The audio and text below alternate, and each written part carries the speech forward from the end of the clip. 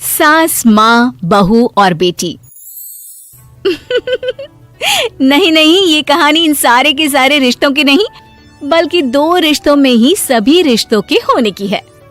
अरे बहू, मेरे और तेरे ससुर जी की रोटी मत बनाना, मैं बना लूंगी, दिन तक ठंडी हो जाती है। बहू जो कि एक वर्किंग लेडी थी। नहीं नहीं माँ जी, मैं अच्छे से कपड़े में लपेट देती हूँ ना, आप क्यों मेहनत करेंगी, माइक्रोवेव में गर्म कर लेना। अरे नहीं बहू, मेहनत मत कर, वैसे भी ऑफिस में कम मेहनत होती है क्या, जा रहने दे। लेकिन बहू मानती नहीं, वो सास ससुर की रोटी बना कर ही जाती है।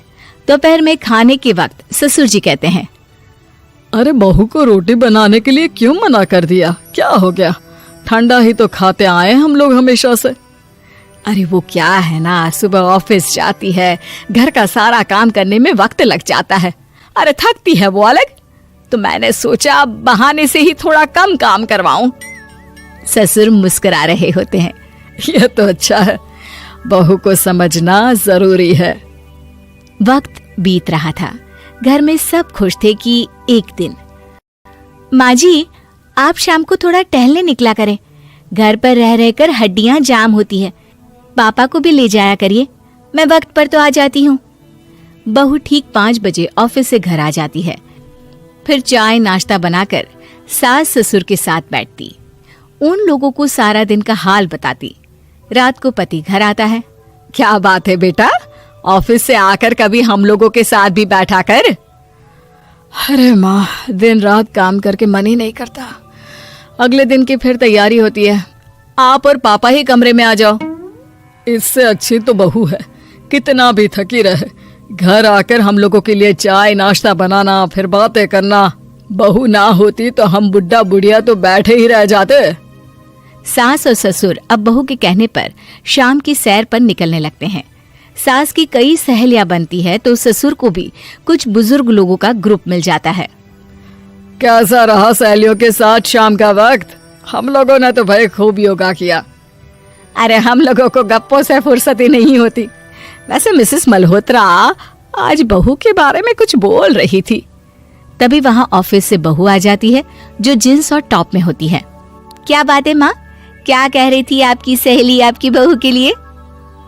सास इस बार बहू को कुछ अलग तरीके से देखती है और उल्टा सवाल ही दाग देती है। क्या कह रही थी वो हटा, ये बता, तेरे ऑफिस में तो मर्द भी काम करते होंगे ना? बहू जो अब तक मजाक कर रही थी वो सीरियस हो जाती है। मर्द होंगे नहीं माँ जी, मर्द ही ज्यादा है, हम 5 ही लड़कियां हैं ऑफिस में। अरे तो अच्छा लगता है क्या ऐसे कपड़े पहनती हो? कल से तुम ना साड़ी पहनकर ऑफिस जाना, और हाँ, शाम का नाश्ता थोड़ा जल्दी बनाया करो, नाश्ता बनाकर बाद में ही ऑफिस के कपड़े चेंज करने जाना। बहू को समझ में नहीं आता कि सास को हो क्या गया है, लेकिन वो कुछ नहीं कहती, सीधे किचन में जाकर चाय नाश्ता बनाती है और सास ससुर को दे देती है। अगले रोज बहू ऑफिस के लिए तैयार होती है तो खूब सुंदर सी साड़ी पहनती है और ऑफिस के लिए निकलने से पहले सास और ससुर के पैर छूती है और निकल जाती है। क्या बात है, आज मेधा के ऑफिस में लग रहा है कोई फंक्शन है। अच्छा, पता नहीं, मुझे तो बताया नहीं, वैसे तो सारी बात करती रहती है। अरे देखा नहीं कैसे साड़ी पहनकर जा रही थी? अरे वो तो मैंने ही बोला है उसे। अरे अच्छा लगता है क्या रोज रोज ऐसे सूट या जींस में जाना?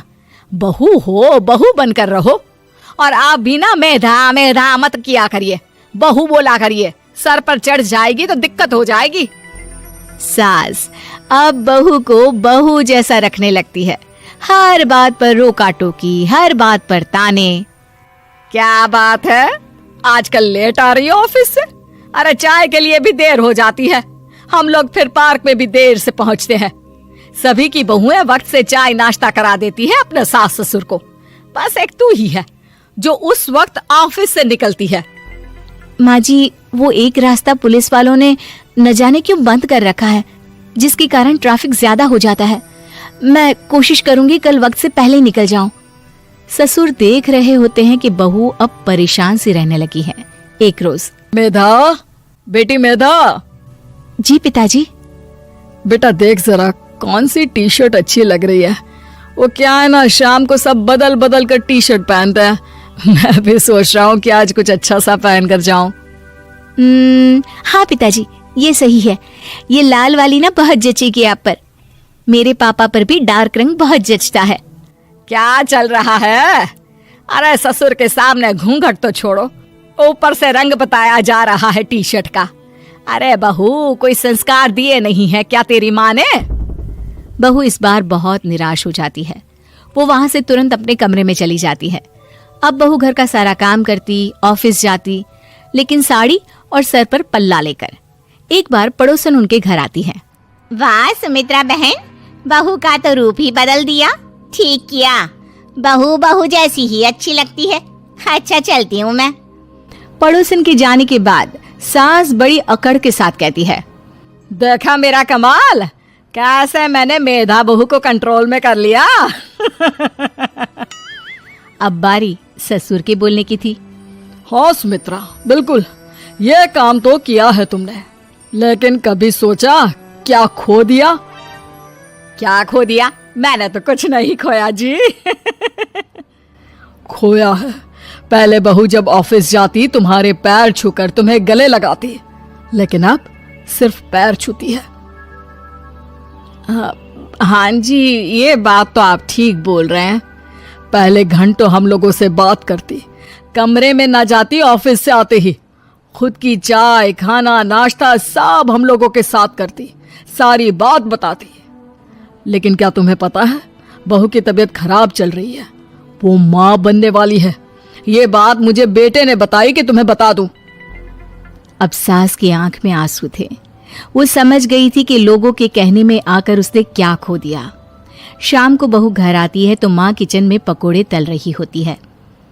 अरे माँ जी, आप रहने दीजिए ना, मैं आ तो रही थी। अरे नहीं, जा तू चेंज कर ले, मैं नाश्ता और चाय टेबल पर ही लगा रही हूँ मेधा। सास के मुंह से अपना नाम सुनकर बहू को बहुत अच्छा लगता है। माँ जी, कोई गलती हो गई है क्या? मेरे होते हुए आप काम करे, ये ठीक नहीं है। संस्कारी और समझदार बहू सास को माँ समझती है, लेकिन सास की बेवकूफी उसे सास ही बनाकर रखती है। बहू, मुझे भी थोड़े संस्कार और समझदार बनने का मौका दे, जिससे मैं भी बहू नहीं बेटी को देखूं तुझ में। और हाँ, मेरा होने वाला पोता क्या कहेगा कि दादी ने तो मेरी माँ को बहुत परेशान किया। बहू सास को गले लगा लेती है। नहीं माँ जी, वो कहेगा कि माँ को